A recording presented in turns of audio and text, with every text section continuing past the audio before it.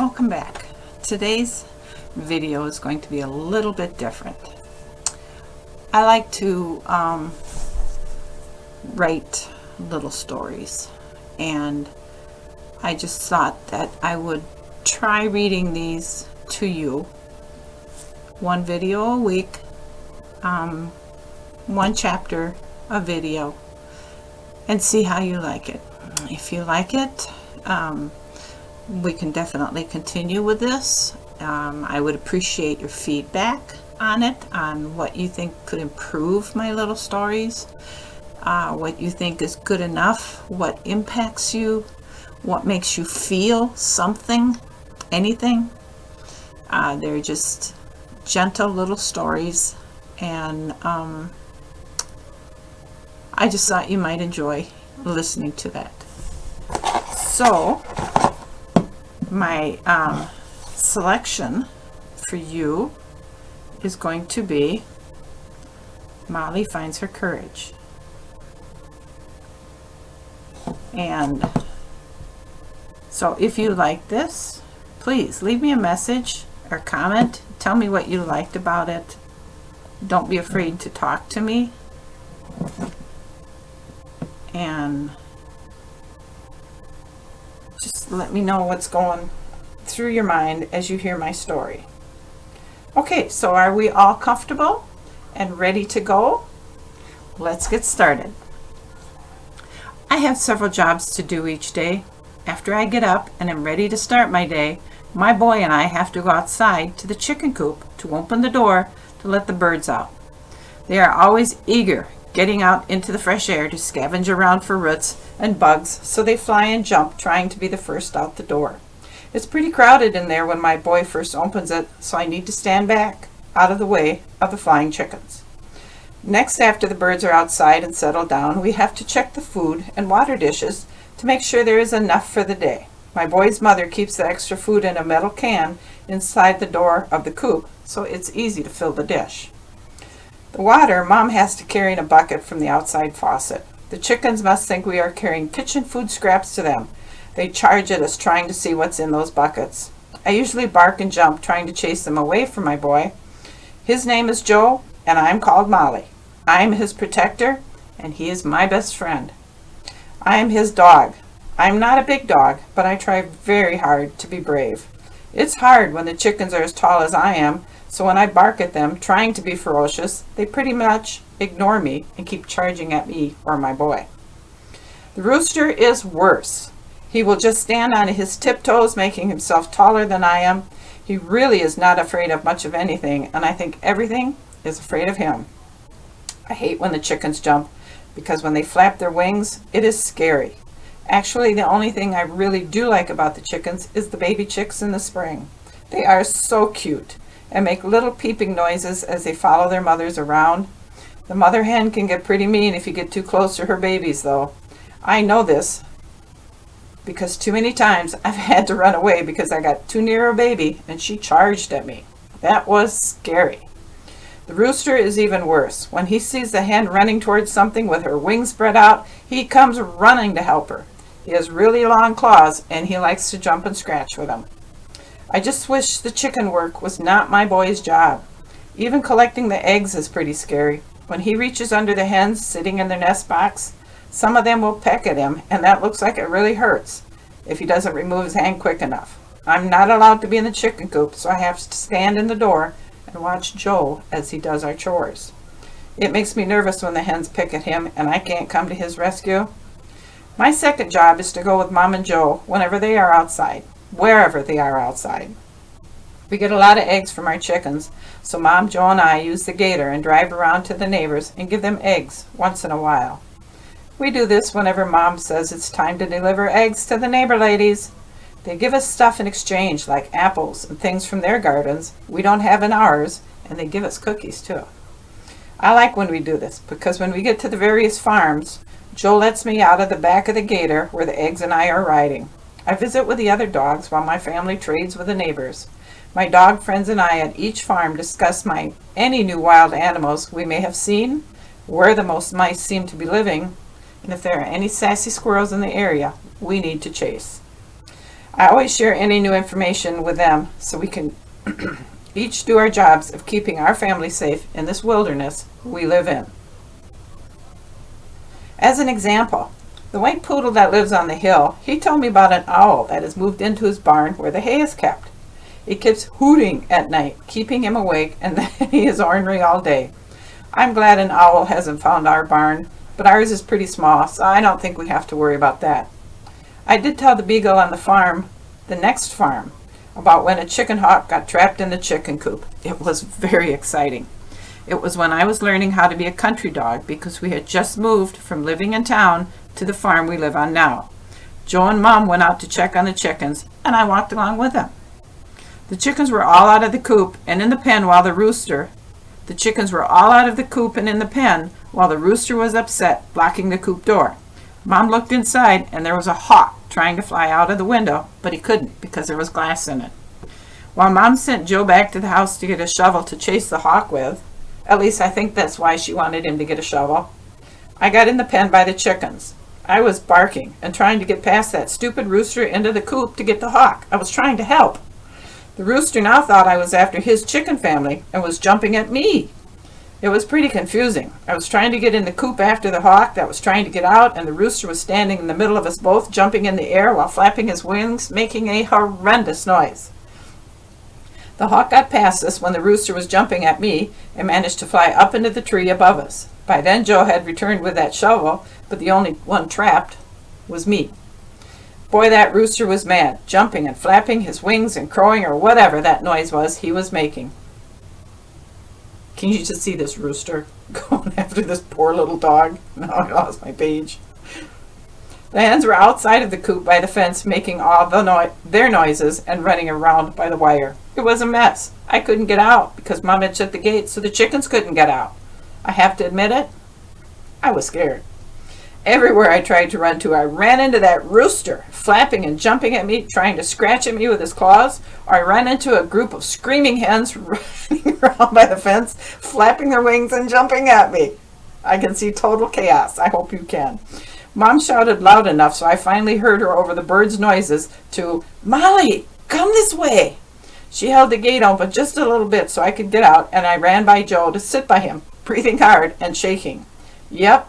Since then, I have a strong dislike for those chickens.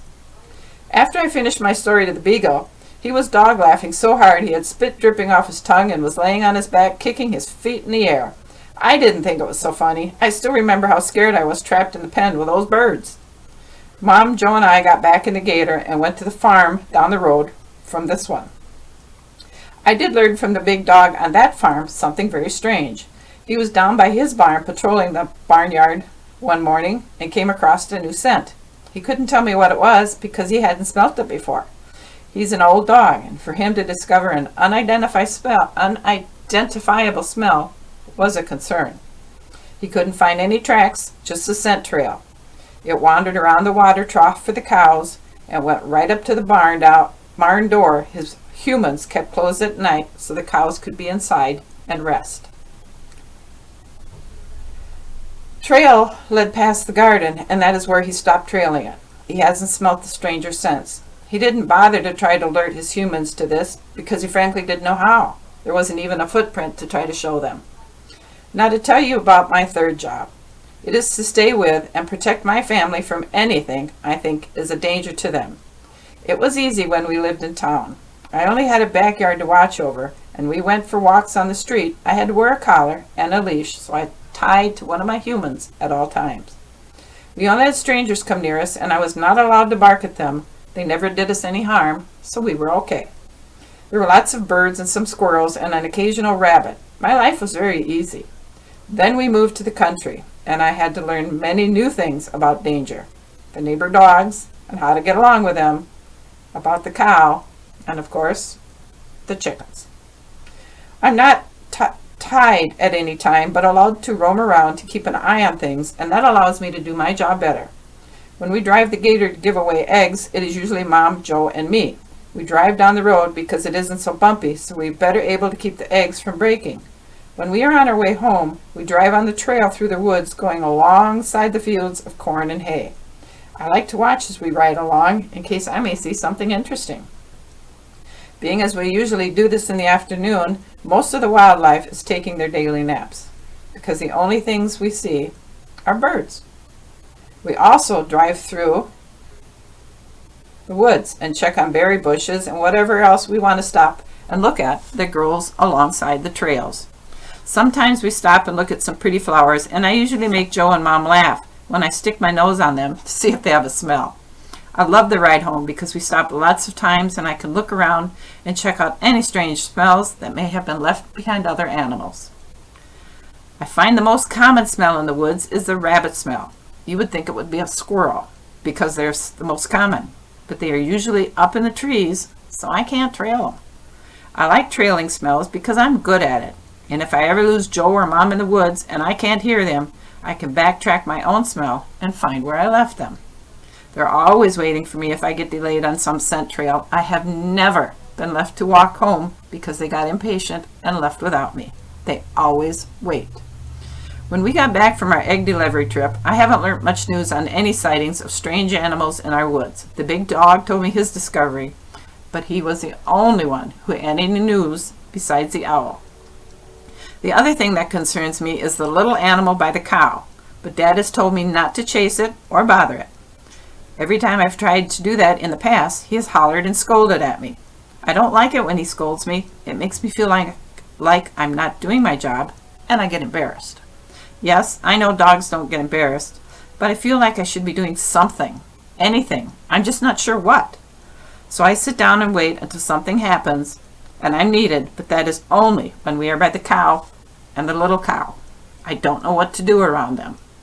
I pay attention to Joe when he is by them, but I won't bother them unless I think they're going to hurt my boy. Mom has decided we should spend the rest of the afternoon watching a movie on TV and maybe napping. I have a rocking chair that moves back and forth, and I have a really large soft pillow for my favorite places to nap. Both are in the sun that shines in the big windows, and I get really sleepy when the house gets quiet. Mom is lying on one couch, and Joe is lying down on the other, and I lay in one of the two best spots in the house. I'm on my big, soft, cozy pillow in the sunlight. Sometimes when I can get one eye open, I see both of them are sleeping too, so I close my eye and go back to sleep. I was scared when Dad first brought the gator home, but he kept telling me and showing me how to get in, and I finally discovered the only time it makes noise or shakes is when the motor is running. I'm not scared of it anymore. It is just another way to have fun with my humans. I can now get in the gator when I think we are going for rides without being called to get in. I just jump in on the front floor, then up on the seat, and then over that into the back. Joe and I sit next to each other in the back when my whole family is driving the gator around doing stuff. Sometimes he puts his arm around my shoulder and holds me tight. I think that's the best part of the whole ride. When Dad got home he is tired and wants to relax. After we eat supper, he decides to go outside, to just be outside to watch the evening settle in on our homestead. He opens the wall in the basement that you can walk in and out of and putters under the hood of Mom's car. I have to be really on guard duty when the whole wall is opened up because I'm afraid mice will come into the house. They don't, but you never know, so I just lay in the way watching until he shuts the wall back down. Sometimes he drives the truck right into the house through that hole in the wall. I can never believe it when he does that. But tonight, he just works by walking in and out. We all go upstairs and get ready for bed. When everyone is settled in the house, it gets nice and quiet. I lay for a while to watch out the big windows in the room with a soft floor and the big chairs. It is relaxing to hear my quiet family and watch the world get dark outside. In a bit, I will go into Joel's room and lie down on the foot of his bed and listen to his breathing until I go to sleep like my family. So that is the end of chapter 1. I hope you enjoyed it. If you did enjoy it, please like, share, comment, and subscribe to this channel. We're going to do this. I would like to post a chapter a week on a Wednesday. So if you like this, come on back on Wednesday because that's when the next chapter should be up. Tell me what struck you the most about this chapter. Was it how Molly is learning how to be a a country girl? Is it learning about the dangers? Is it how she and the other dogs on the farms are interacting? Or have you not yet discovered what your favorite part about little Molly is? I know what my favorite part is.